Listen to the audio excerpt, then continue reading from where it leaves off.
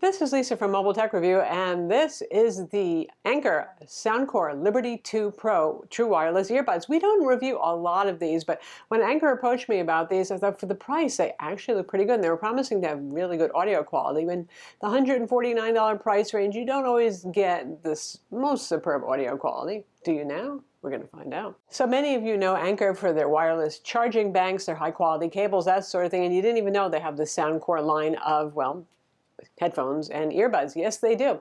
So $150 worth. So we're not talking, oh, really super cheap. I don't worry too much, but we're not talking AirPods Pro or Sony high-end 1000 XM3 earbuds here. So what happens? What do you get with that? A mixed bag, but mostly good. The first is the sound quality really is good. It has 11mm drivers in these things and all sorts of other fancy buzzwords that you can read about on their website for the sound quality. But wow, I was really impressed out of the box even before I used the Hear ID custom tuning software to tweak them to supposedly match my hearing levels. Now, I listen to all kinds of music. I listen to rap, I listen to classical music, I listen to jazz, I listen to rock. So tried all sorts of music genres, and nice bass, maybe a little bass heavy by default, but not like egregiously bass heavy, but good clarity, and the sound stage and the fullness of sound were like, wow, certainly better than the Samsung Galaxy Buds Plus, which I like pretty well, and are priced the same. Not as good as AirPods Pro or the Sony WF-1000 XM3s, which are kind of the benchmark for the best sounding wireless earbuds, but these are less expensive too. These also sound better than your standard AirPods, non-Pro models. So if you really care mostly about audio quality for music, that sort of thing, definitely, these are worth a look. You get 7 sets of earbud tips and 3 sets of outer earbud rings, so that's a little bit better than the average, certainly in this price range as well. These are kind of big honkers, you can see from looking at them. They're sort of more reminiscent of that Sony design, so if bulky earbuds aren't your thing, you might not like that. They're not as comfortable as something like the Samsung Galaxy Buds Plus, and that's what I'm saying. You got some good, you got some bad here. So 2 hours was about the most that I could wear them for before they started to make my ears feel kind of cranky, whereas Buds Plus or AirPods I can wear forever, it seems like, comfortably. The charging case on this is pretty huge. It's nicely made, and it's got a fun way that it just slides and flips open. You have 3 charging LED indicators on the case, and one of the earbuds has a white LED ring to indicate if it's in pairing mode or if it's waking up, that sort of thing.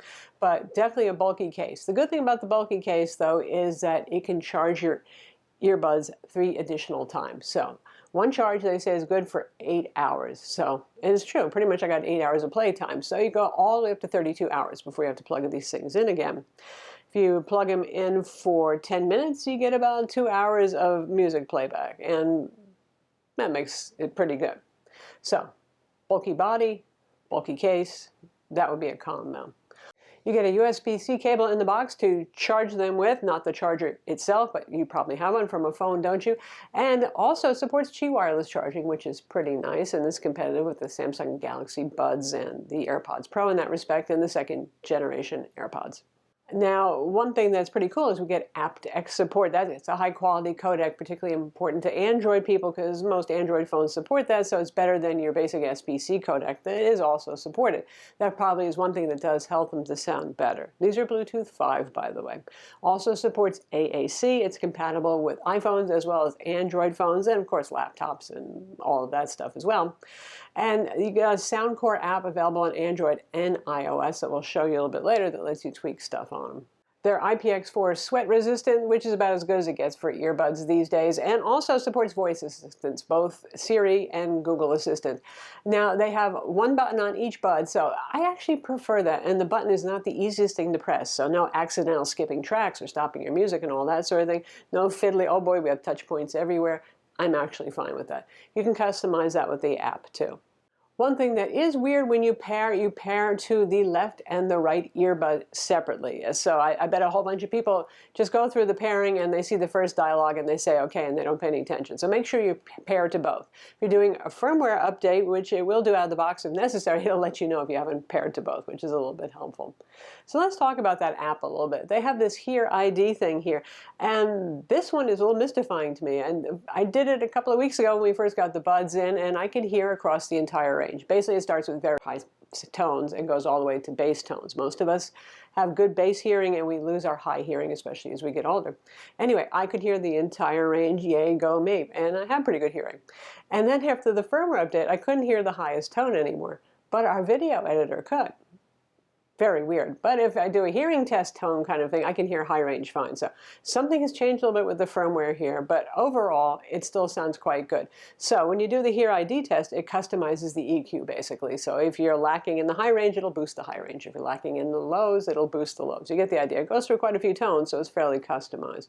I like their default EQ setting the best, honestly, and they have a couple of others to choose from as well. And none of them are unpleasant, let's say that. And really, they've done a good job with the EQ profiles here, or you can roll your own, which is good to see. You can also program what the little button does on each earbud, whether you want to skip a track or launch the voice assistant, that sort of thing. Volume up and volume down, so you'd have to have one bud be volume up, one bud be volume down. I'd like to see a little easier way to control the volume. That's one thing.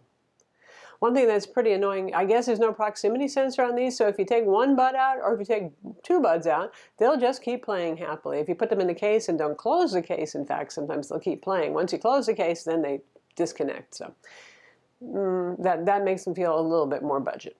These are not active noise-canceling headphones, but in this price range, well, earbuds aren't true wireless earbuds, so that's perfectly permissible. There is no transparency mode, so they're using passive blocking by fitting the ear tips pretty tightly in your ears to block out noise, and it's reasonably effective. Not as effective as Galaxy Buds Plus, where you really feel like, my God, your ears are stopped up. So if you hate the stopped up feeling, you might actually prefer these. But so passive noise canceling, not super duper impressive, and no transparency mode to kind of amplify what's coming in. But then again, since the noise canceling isn't super impressive, maybe you don't need that.